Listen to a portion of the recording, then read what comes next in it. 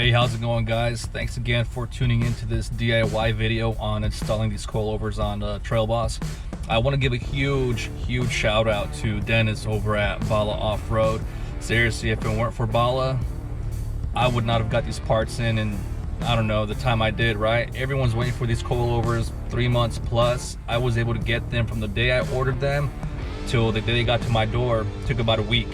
All right, so I know Bala's got a lot of connections in the off-road community. He was able to pull it off for me. He called me one day and said, hey bro, I don't want to give you a time frame yet. Let me do some more homework real quick. Let me reach out to people. And next thing you know, he's letting me know, like, hey man, the parts are shipping tomorrow. I'm all like, holy crap, dude, hell yeah. So again, huge thanks to you. If you guys are interested in building your truck, your Trail Boss, your ZR2, whatever, right?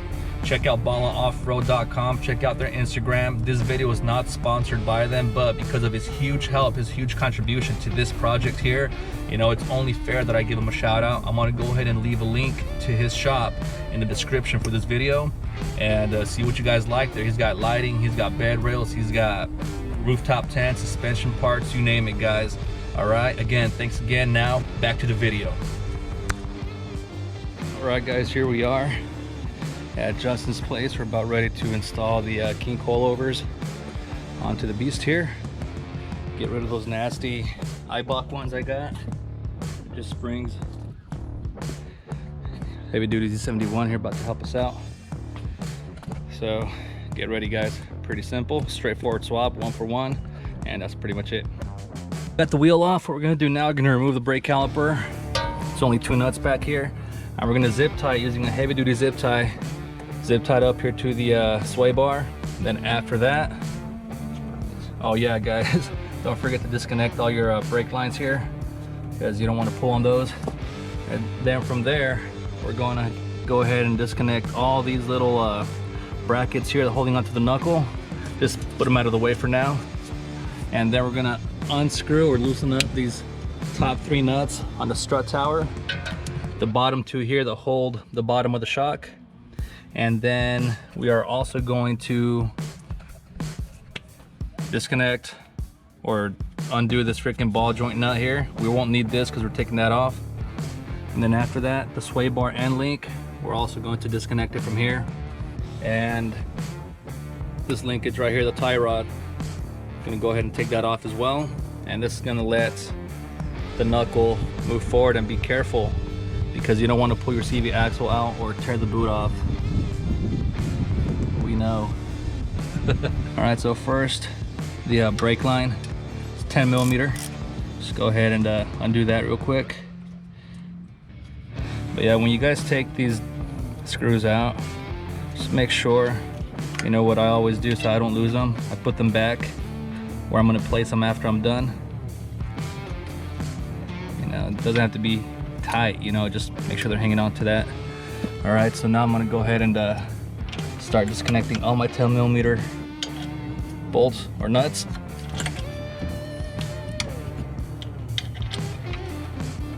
And we won't need this one up here because the Dirt King upper control arm has its own mounting hardware.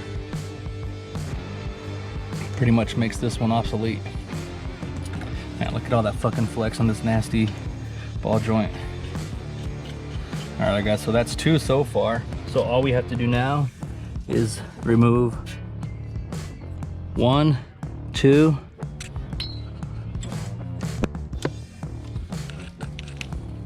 3, and 4. All right, for reference.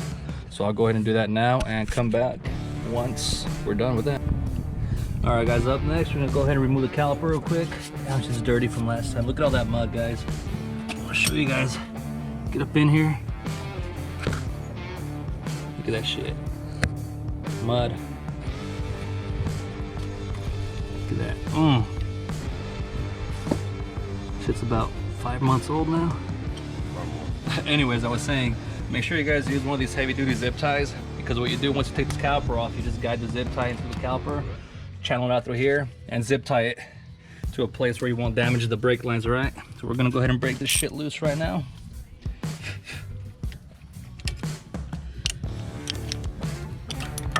A lot of fucking mud on this. Some dirt.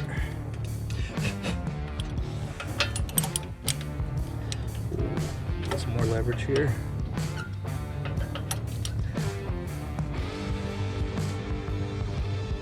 Whew.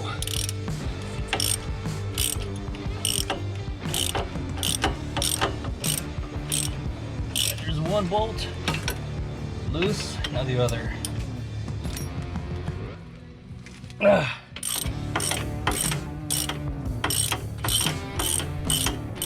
We're gonna go ahead and start undoing the nuts here for the tie rod ball joint and the upper control arm ball joint right here.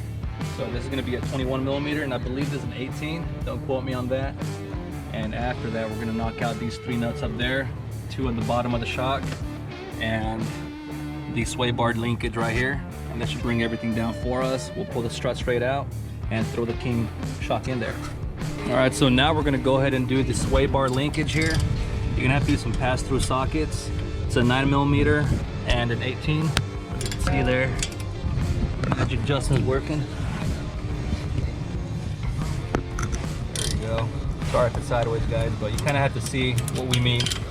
If you don't have a pass-through socket set, I'm pretty sure you could get it done with a set of needle nose or something, some vice needle nose, but it'll be pretty freaking tough, guys.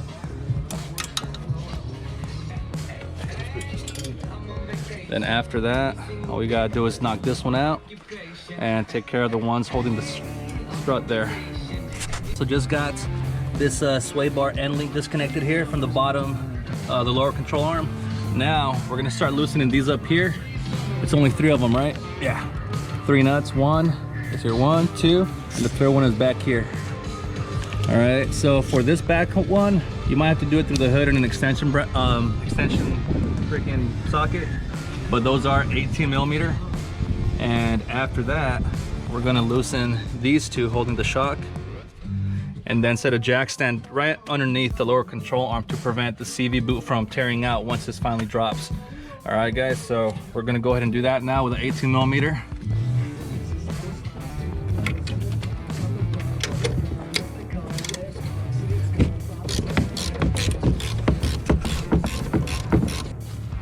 All right, guys, got the 3 nuts off of this.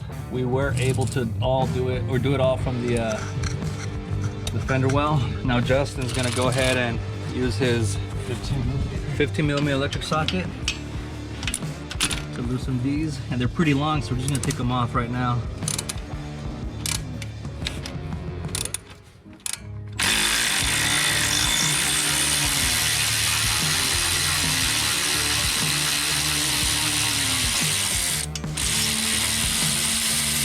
Damn, that's long. Es lo que ella dijo.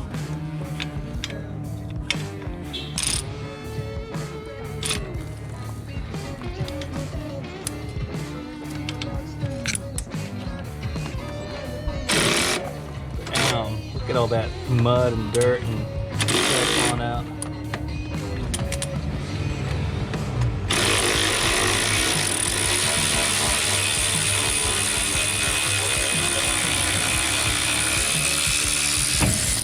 Woo! That shit popped. All right, guys, so now that we got that, we pretty much have the whole strut loose. Literally, all we gotta do is pull it out once this lower control arm drops and we knock this off. But we do have to place a jack underneath here to keep, again, that CV axle from pulling out. All right, so we're gonna go ahead and start doing that. We're gonna jack it up a little bit and take this nut off. Everything's gonna fall forward. All right, guys, so there's an 18 millimeter nut. Gonna just break this loose. It's all right if it turns. So it's 4. Let's turn it back. A little bit more room to work.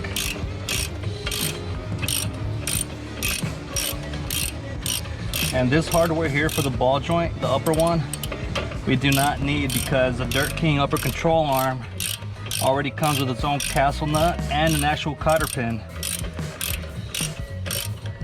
Look at how bad that shit was flexing, dude.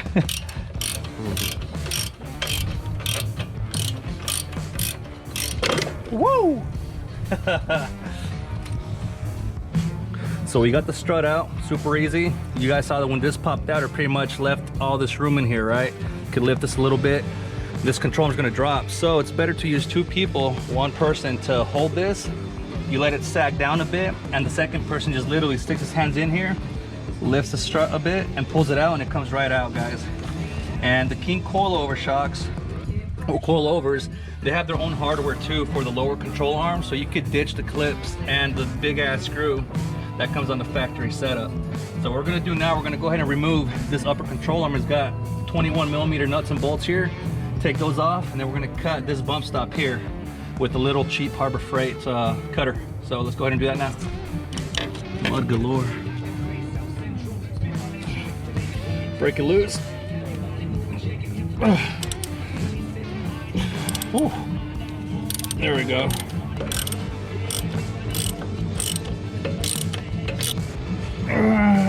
Break it loose. Oh, there we go. Almost out, fellas.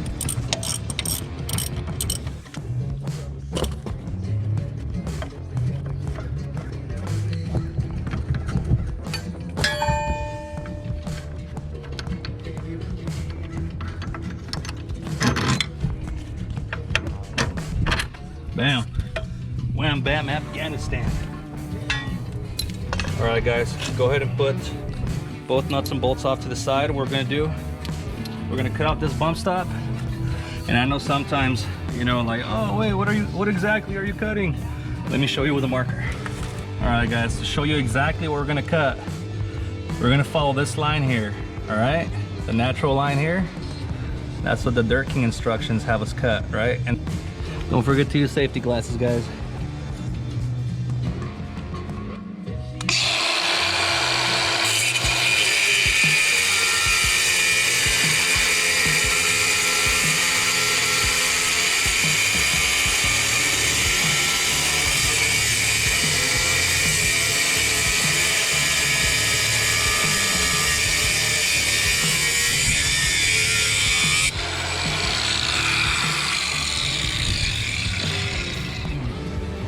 And this is what you're left with. See that? I'll probably grind that down a bit, make it cleaner. So we are unwrapping the driver's side upper control arm, and this thing is wrapped up pretty good.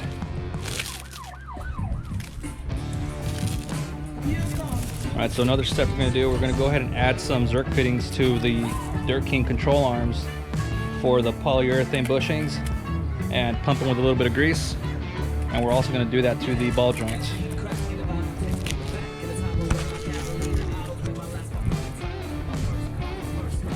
There's one of the Kings right there, and the mess we've made. We're installing these grease fittings on now, and we install them. Make sure that these are facing outboard, all right, towards the ball joint, because it makes it easy to service while they're on the vehicle later on. And by service, I mean just pump them with grease. All right, so we're gonna go ahead and get one on, then the other right there. It does come with enough, just enough for this application. But I'll get some more turns out of that. One more turn.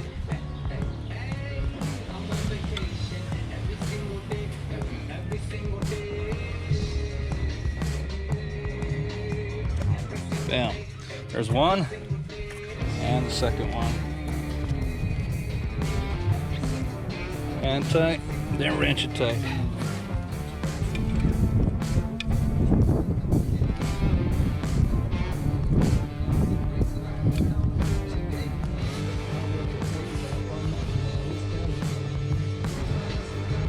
Bam.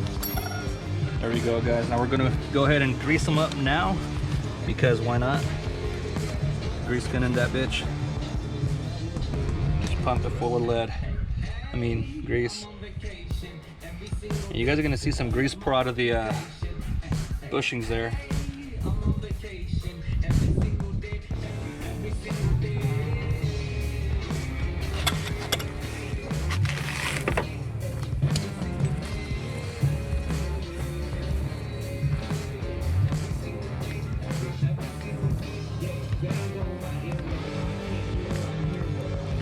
Alright, you feel a little bit of tension there. There we go. Grease popped out through the inside. Looks like they're already pre-greased, but not enough. So I'm just gonna leave that grease there, not gonna wipe it off because it'll serve as something right between metal on metal. Fuck it, right, dude? All right, guys, so we're gonna use 2 washers per side, right? That Dirt King includes with their upper control arms and the factory hardware. All right, so I'm gonna throw this up in here.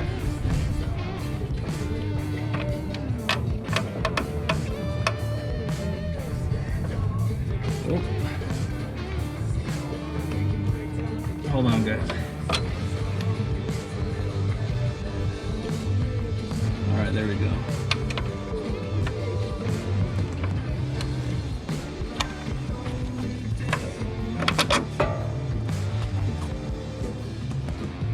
And the washer goes on the nut side or outside.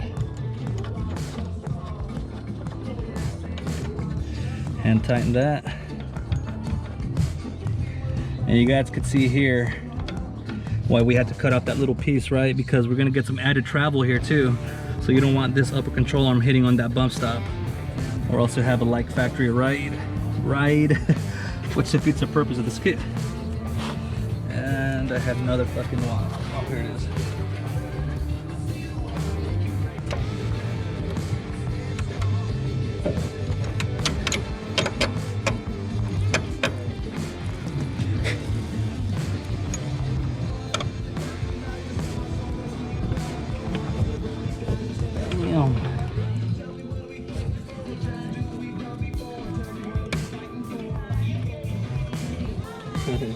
How you doing?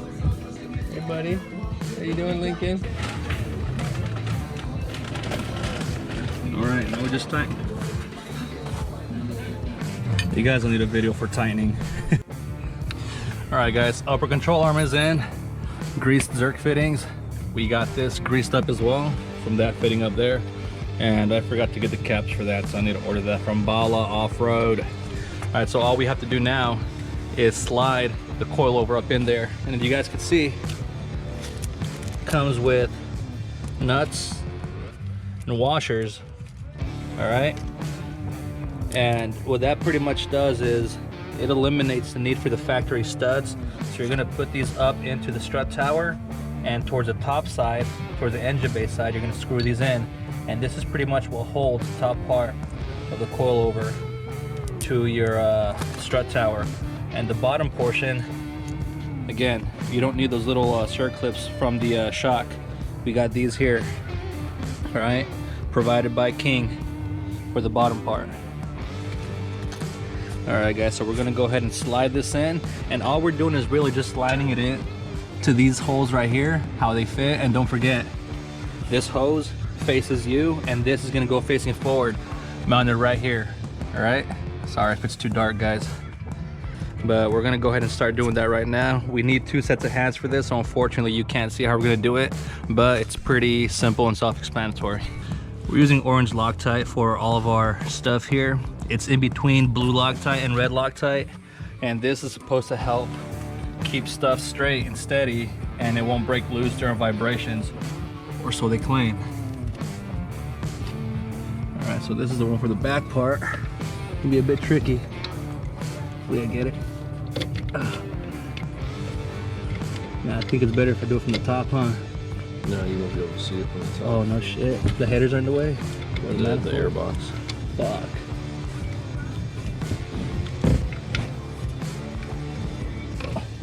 Yeah, that back one's a bitch, guys. All right, got those in there, and we just need to torque these top ones to 35 foot-pounds per King shock recommendation. There you go.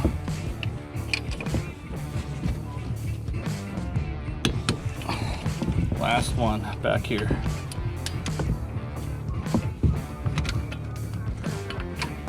Oh. There you go, 35. All right, guys, so now we're gonna put these on the bottom. And again, orange thread locker. That shit's awesome. Orange.